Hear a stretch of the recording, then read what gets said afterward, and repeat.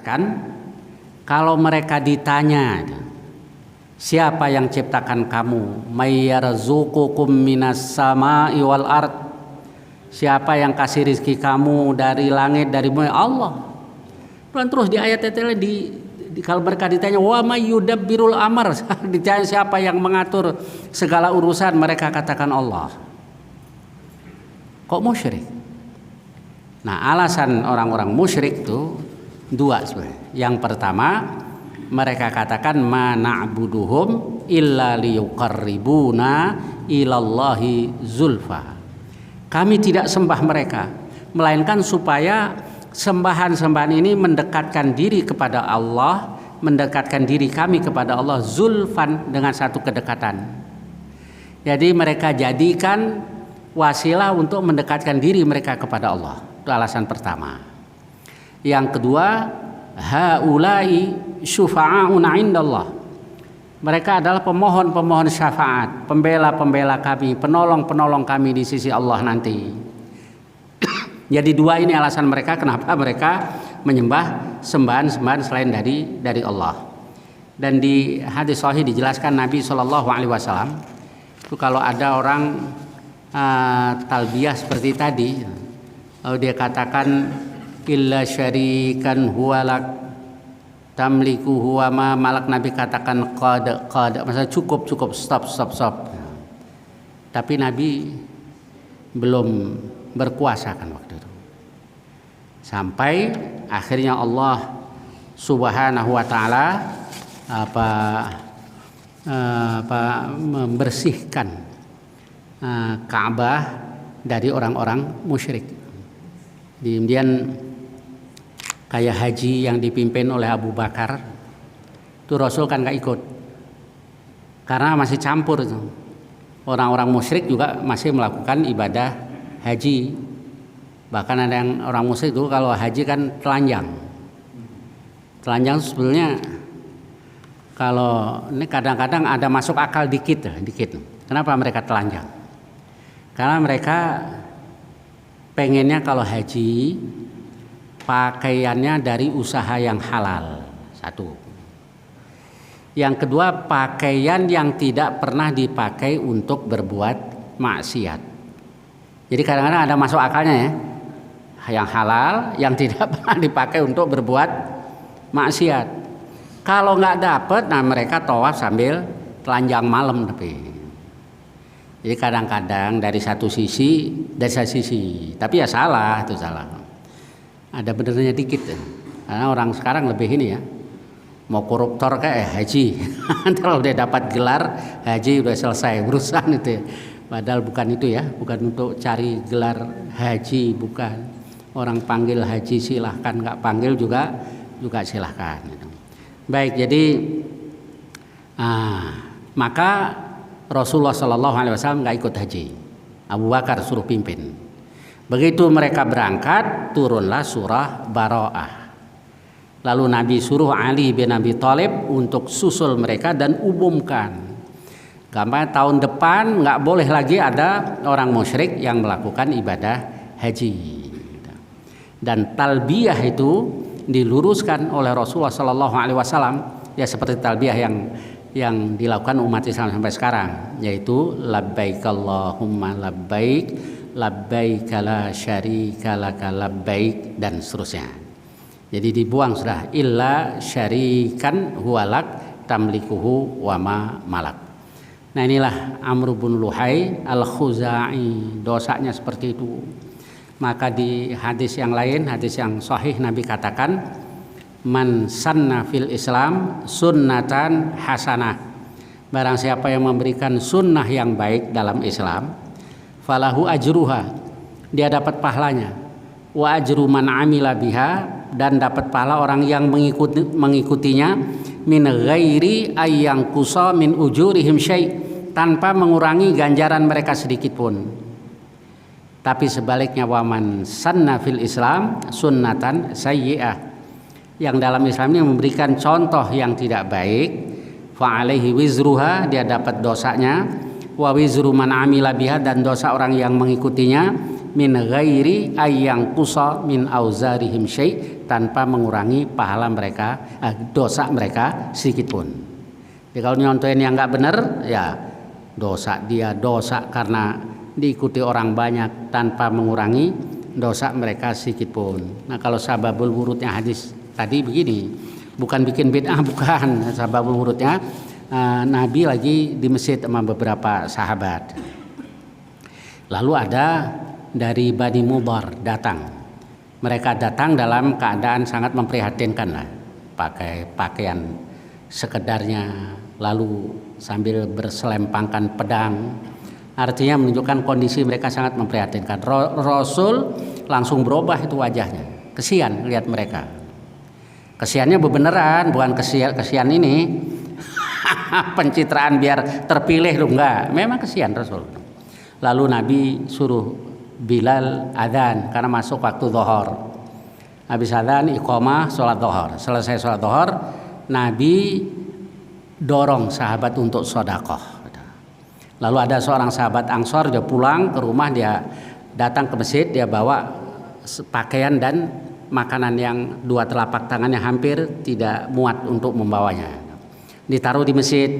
Nah, baru yang lain mengikuti berduyun-duyun sampai terkumpul setumpuk makanan dan setumpuk pakaian. Nah, di situ wajah Rasulullah SAW berseri-seri. Lalu Nabi sabdakan tadi itu yang mansanna fil Islam sunnatan hasanah. Misalnya kita datang di satu desa, satu daerah, belum ada musola, kita mulai bikin musola, bikin madrasah buat anak-anak ngaji. Nah itu berarti yang kita lakukan adalah sunnah hasanah yang ganjarannya banyak tadi karena diikuti banyak orang. Baik, kita kembali ke kisah Amr bin Luhai tadi. Jadi dia yang pertama kali mengajarkan penyembahan berhala tadi. Kalau di hadis tadi dia orang yang pertama melepaskan saibah. Itu sebagaimana yang Allah firmankan dalam surah Al-Maidah ayat 103 itu. A'udzubillahi minasyaitonirrajim. Ma ja'alallah, Allah tidak menjadikan min bahirah, satu bahirah. Jadi yang mereka lakukan ini bahirah. Nah bahirah itu ahli-ahli tafsir sedikit beda pendapat aja. Ada yang katakan bahirah itu dari kata bahar kan membelah itu ya maksudnya. Jadi yang telinganya dibelah itu. Nah, dilebarin belahannya itu. Kenapa? Karena dia idza waladat asyrata abtun. Kalau dia sudah melahirkan 10 kali. Ini kalau Ar-Raghib Al-Asfahani pendapatnya begitu. Kalau Ibnu Katsir katakan idza waladat khamsata abtun wal khamisa dzakar. Jadi yang melahirkan 5 kali, yang kelima jantan. Maka kemudian dia bahirah ini yang dipersembahkan untuk berhala tadi. Yang pertama kali ngajarin juga si Amr bin Luhai tadi. Yang kedua saibah. Saibah itu bisa karena nadar. Nah, itu kalau kata Ibnu Katsir, saya kalau berhasil ini itu saya akan lepaskan ontak saya ini, saya tidak akan kendarai, saya tidak akan perah air susunya dan seterusnya. Ini namanya saibah. Tapi kalau Ar-Raghib Al-Asfahani katakan idza waladat khamsata abtun. Kalau seekor onta sudah melahirkan 5 kali, nah maka dia saibah. Lalu di ayat tadi wala bimbahirati wala saibati wala wasilati wala ham. Tidak juga wasilah, tidak juga ham. Nah, kalau wasilah itu kalau seekor kambing melahirkan kembar jantan dan betina, maka ini yang pejantannya nggak boleh disembelih. Ini persembahan untuk berhala. Lalu wala ham itu pejantan yang sudah menghamili, membuntingi 10 betina, maka dia juga dipersembahkan untuk berhala. Nah ini yang di surah Al-Maidah Allah katakan ma ja'alallahu min bahirati wala saibati wala wasilati wala ham. Tetapi walakinnal ladzina kafaru yaftaruna 'alallahil kadzib. Tapi orang-orang kafir itu mengada-ada, membuat-buat satu kebohongan atas nama Allah. Wa aktsaruhum la ya'qilun, dan kebanyakan mereka tidak gunakan akal. Jadi umat Islam kadang-kadang masih ada juga ya yang punya kepercayaan ini meski nggak sama dengan ini. Oh ini nggak boleh nih, begini begitu dan seterusnya. Di daerah saya sana dulu ada di bukit-bukit ada mata air, tuh dari atas sampai bawah tuh ikannya banyak, nggak ada yang berani ngambil. Dan di situ dulu ada tempat sesaji orang-orang musyrik, orang-orang PKI. Kalau daerah saya orang PKI, jadi orang PKI itu sebenarnya bukan tidak bertuhan. Orang nggak bisa mengingkari ini ya, secara fitrah mengingkari ada yang Tuhan, cuma salah saja. Setan mereka jadikan sebagai Tuhan. Gitu. Kalau Allah, Gusti Allah apa? Nggak percaya dia. Tapi kalau kayak gitu jadikan mereka tempat saja. Nggak ada yang pernah ngambil. Nah, kemudian yang pertama kali ngaca-ngaca itu ya tahun 66 dulu. Kami dulu buabat itu ya, pohon yang mereka jadikan tempat sesaji. Lalu abang saya yang paling tua sama teman-temannya itu mulai nyari ikan di situ dan dapat banyak. Nah sejak itu anak-anak yang dulu pernah pesantren di situ di tempat kami itu kalau hari Jumat biasa nyari ikan ke sana dan pulang banyak. Tapi yang di sekeliling situ tetap aja takut. Wah itu kan anak pesantren, nggak apa-apa kalau kita mah takut begini begitu dan jadi ini sama aja sebetulnya kepercayaan terhadap berhala-berhala, terhadap yang mereka jadikan sembahan selain dari Allah. Jadi kalau kita seorang mukmin itu mesti bersih benar-benar yang kayak begini, mesti bersih, nggak boleh kita takut bau kemenyan, takut. Emang kenapa kalau ada kemenyan? Nah, masalah cuma ini aja, kalau ada sesaji kita tendang-tendang yang punya marah, tetapi bukan berarti kita takut, nggak boleh dong takut. Bau kembang malam Jumat lagi. Emang kalau bau kembang kenapa? Di Rawabelong tiap malam juga bau kembang. Nggak ada setan tuh. Jadi kadang-kadang kita masih terbawa dengan kepercayaan semacam itu. Jadi memang mesti di ini ya. Daerah Ponorogo tuh ingat saya ada juga tuh. Ikannya banyak. Sampai kalau ada dikasih kerupuk nih naik ke atas. Orang nggak berani ngambil. Jadi dijagain sama warga situ. Kalau anak-anak luar sih berani sebenarnya, cuman diomelin sama orang situ. Jangan ntar begini begitu.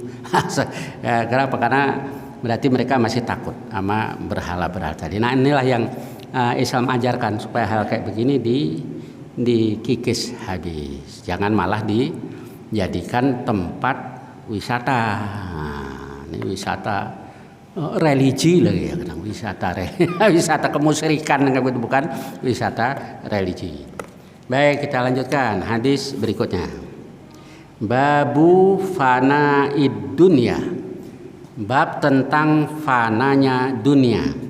Wa bayanil hasyri yaumal qiyamah, dan keterangan tentang hasyr.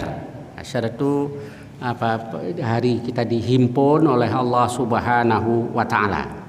Baik, hadis yang pertama, hadis 1817, hadits Aisyah radhiyallahu anha qalat, qala Rasulullah sallallahu alaihi wasallam, tuhsyaruna hufatan uratan ghurlan. Kata Rasul, kamu semua nanti akan dihimpun di mahsyar. Hufatan dalam keadaan tidak berterumpah, uratan telanjang, ghurlan tidak berkhitan. Jadi kembali lagi di riwayat yang berikutnya nanti, lalu Nabi bacakan kama bada'na awwala khalqin nu'iduh, sebagaimana kami memulai penciptaan kami akan mengulangi kembali nanti. Jadi diciptakan oleh Allah seperti semula, seperti sebelum khitan. Dia nggak pakai sendal, telanjang. Nah, kemudian tidak berkhitan. Aisyah bertanya, faqultu ya Rasulullah, ar-rijalu wan nisa'u yanzuru ba'dhum ila ba'dhin? Apa lelaki dan perempuan-perempuan saling melihat nanti? Masa apa enggak malu ya Rasul, telanjang bareng-bareng di situ? Faqal, lalu Nabi bersabda, al-amru asyaddu min ayyuhimmahum dzak. Urusannya lebih parah ketimbang mereka memperhatikan hal itu. Udah nggak ada yang mikirin begitu. Nggak usah ini ya, nggak usah di mahsyar. Kalau terjadi, naudzubillah misalnya gempanya, orang udah nggak mikirin tuh mau telanjang, mau nih lari gitu. Tahun berapa ya Pak? 66 apa berapa itu di daerah Jawa Timur, gempanya dahsyat benar tuh. Pagi-pagi. Jadi ada orang yang masih tidur lari telanjang, nggak mikirin apa-apa. Pagi-pagi kalau ibu saya lagi metikin sayuran di kebun, lari karena adik saya masih orok itu, masih tidur.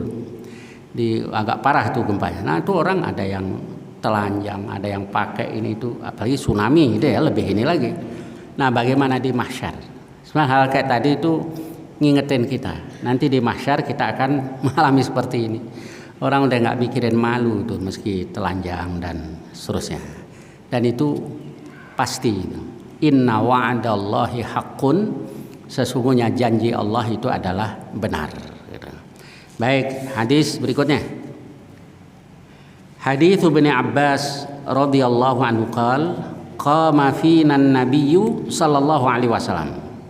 Nabi sallallahu alaihi wasallam berdiri di tengah-tengah kami yakhtubu berkhutbah.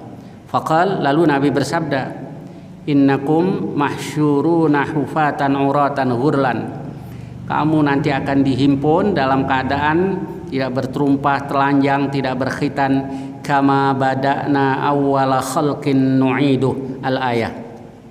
Wa inna awwalal khalaiki yuksa yaumal qiyamati Ibrahim.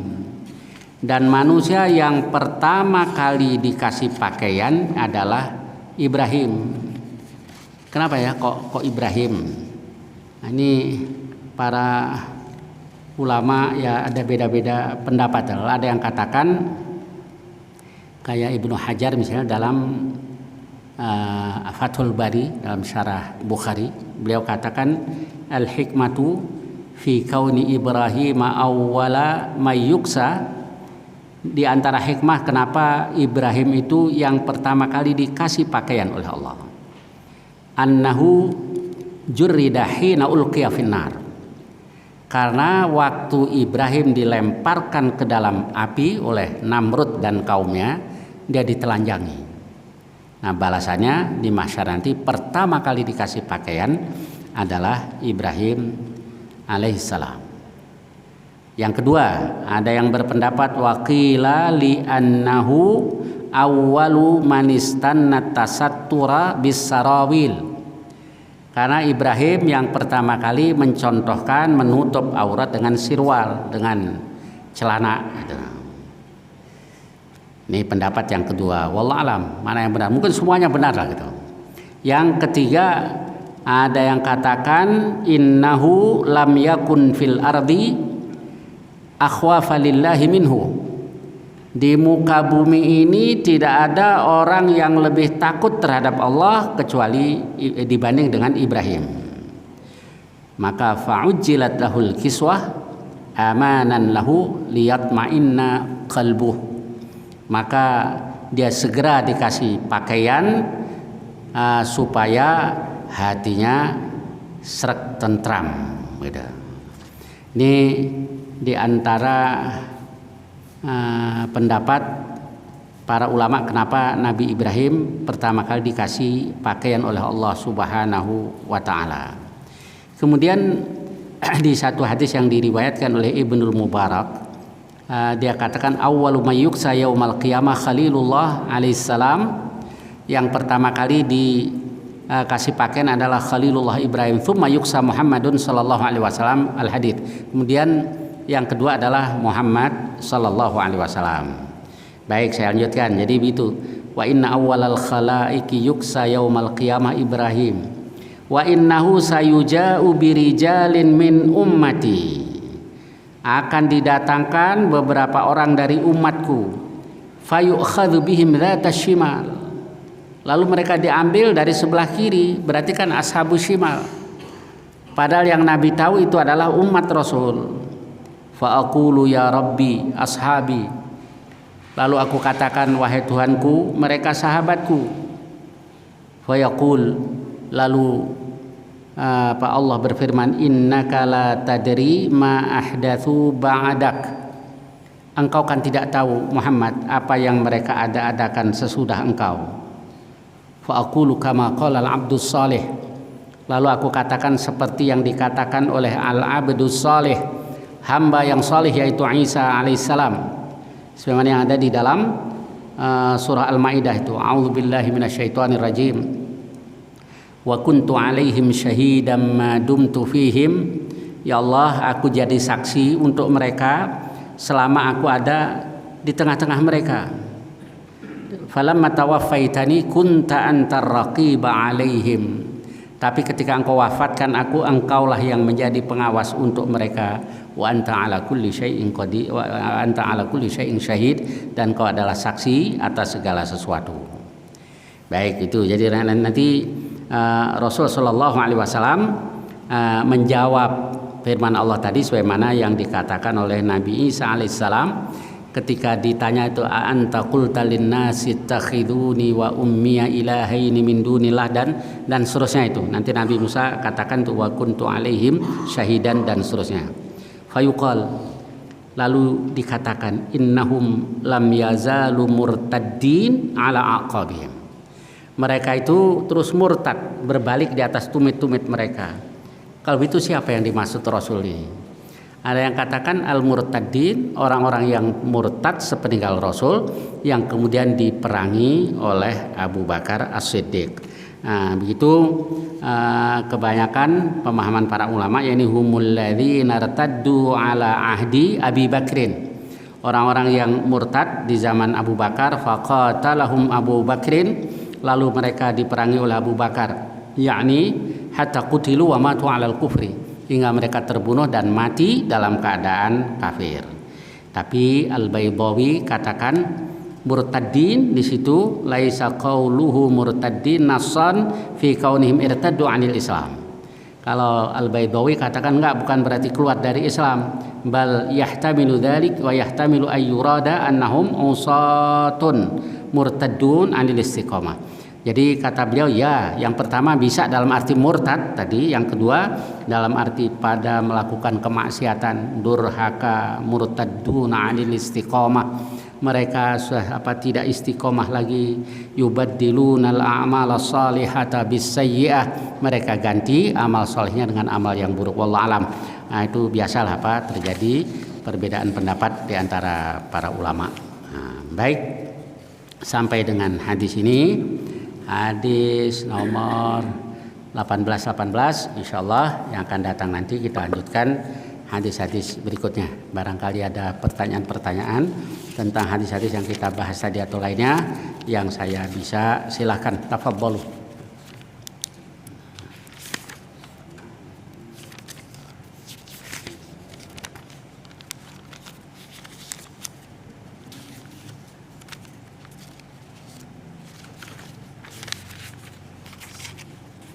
Ada Pak, silakan.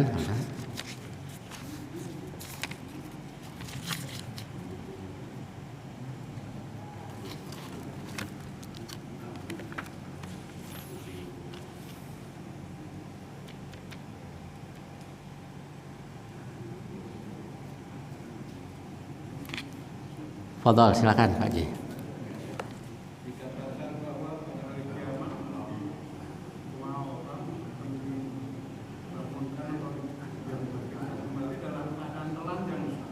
Waktu dibangkitkan nanti, ya betul.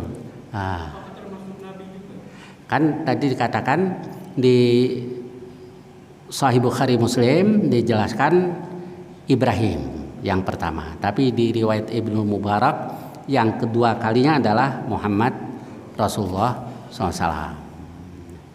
Ya, sesuai dengan ininya masing-masing.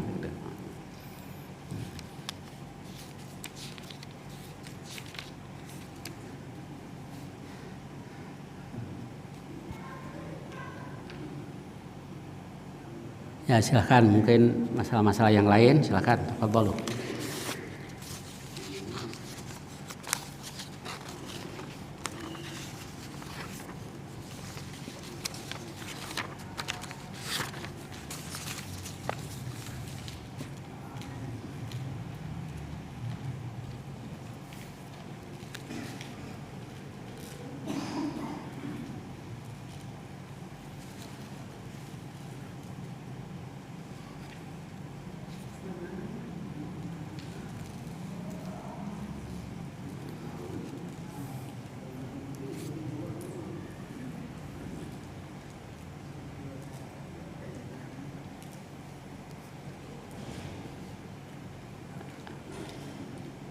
Ada lagi? Silahkan. Ada?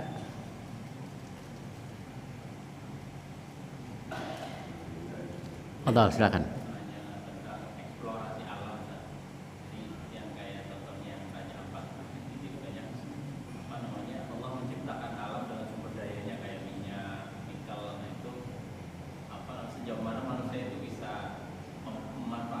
Ya, ya. Punya siapa itu? Ada hal-hal yang Nabi melarang memonopoli. Itu yang menyangkut kebutuhan kebutuhan pokok lah. Contohnya di hadis sahih dari riwayat Muslim, Nabi melarang menjual sisa air. Itu maksudnya apa itu? Yang dimaksud melarang menjual sisa air, tidak ada di padang rumput, terus ada mata air di situ. Nah, kemudian orang biasanya kalau mengembalakan ternaknya, habis merumput, minumnya di situ. Nah, tapi ini milik seseorang, yang kalau dia sudah selesai kasih minum ternaknya lebih, nggak boleh dijual. Kenapa nggak boleh dijual? Nanti orang tidak bisa mengembalakan ternaknya, padahal milik seseorang. Sudah jadi milik seseorang. Itu pun Nabi melarang menjual karena menyangkut kebutuhan yang sangat mendasar buat para peternak yang hidup di sana. Nah, kemudian hal-hal yang menyangkut kepentingan umum tadi ya harus dijadikan untuk masyarakat, bukan dimonopoli. Ihtikar itu kayak, jangankan itu ya, nimbun punya kita sendiri untuk membuat barang langka biar jadi mahal, itu dilarang sama Rasul. Jadi berarti dalam Islam mungkin, kalau salah tolong diluruskan apa, sedikit beda dengan sistem kapitalis atau sistem komunisme, juga sangat berbeda.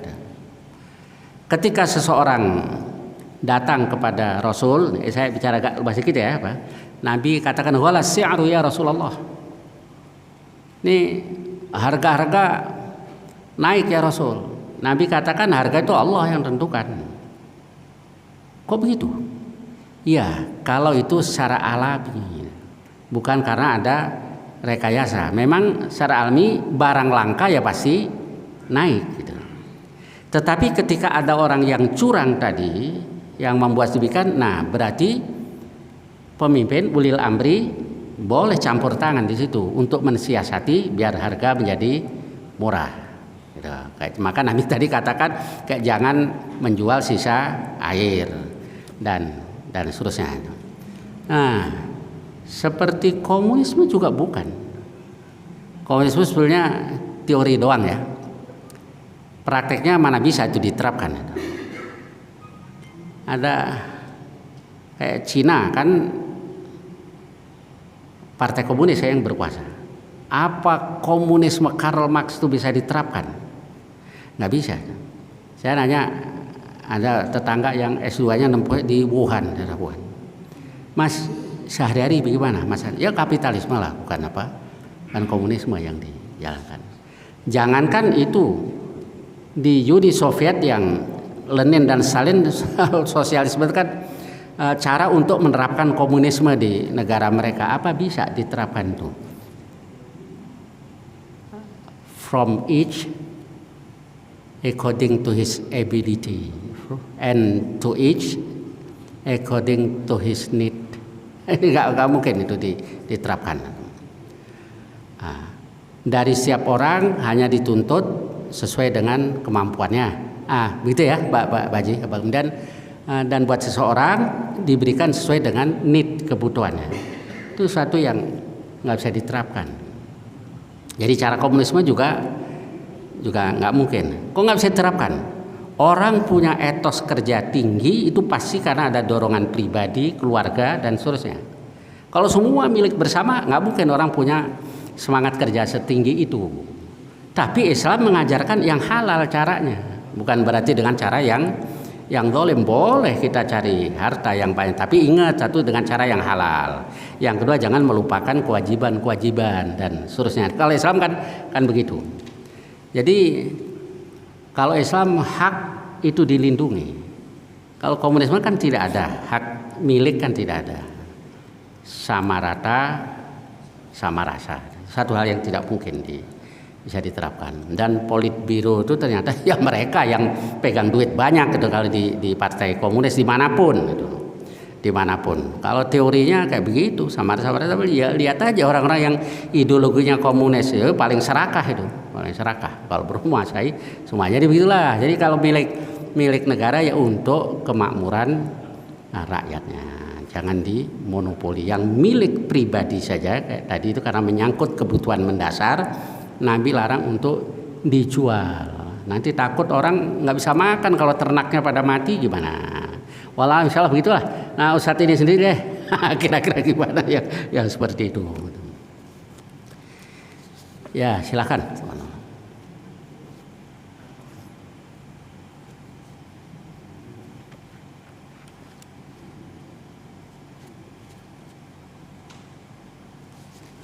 Ya.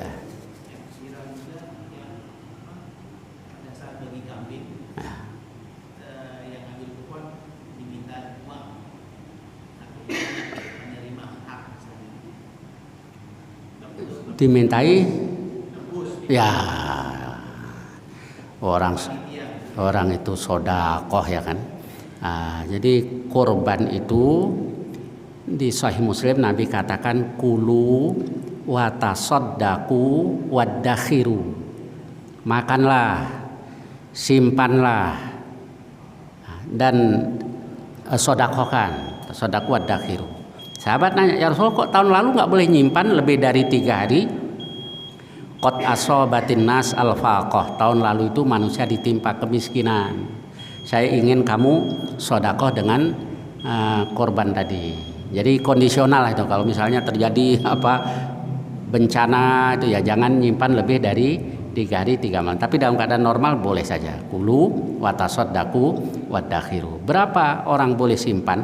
Sudah hadis yang secara eksplisit menyatakan begitu, yang saya tahu sih nggak ada. Cuma banyak ulama katakan ya 1/3 lah gitu Pak. Ya soalnya kalau udah dikasih paha belakang, minta ati 10 bungkus gitu. Namanya numpang motong, kesian panitianya. Tapi ada juga yang kayak tadi minta ini. Ya berarti bukan sodakoh dong. Buat apa ini maksudnya Pak Ji? Kayak buat operasional, mendingan dari pengorban aja dikasih dari korban, karena memang Nabi larang. Kayak Ali bin Abi Thalib katakan amaroni Rasulullah SAW an aku mabibudani. Rasul suruh aku mengurus binatang-binatang korbannya, wa an uqassima luhumaha. Nabi suruh aku membagi-bagikan dagingnya, wajuludaha, kulitnya, wajilalaha, jilal itu pakaiannya. Jadi kalau ontak pakaiannya banyak kan tuh, dibagi-bagikan semua. Wa alla u'tiya fi jazaratiha syai'an minha, supaya aku tidak memberikan tentang jazarah. Jazarah ya pemotongan, pemocelan dan seterusnya lah tuh. Sebagian dari binatang kurban. Jadi upah buat tukang potong, panitia itu tidak boleh mengambil dari binatang korban. Lalu apa yang dilakukan Ali? Ali katakan kunna nu'tihi min indina, kami memberikan dari sisi kami. Tapi jangan dari orang yang ini kesian lah apa, mendingan dari pengorban plus upah potong insyaallah. Baik, lagi.